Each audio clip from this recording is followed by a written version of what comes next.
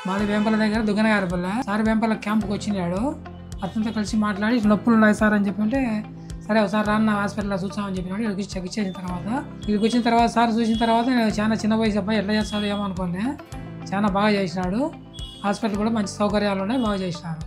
ముందు నడవలేని స్థితిలో నేను సార్ దగ్గరికి వచ్చిన తర్వాత బాగా మంచిగా ఆపరేషన్ చేసినాడు. బాగా నొప్పులు బాగా తగ్గిపోయినాయి, బాగా ఫ్రీగా ఉన్నాడు, బాగా నడవగలుగుతున్నాడు.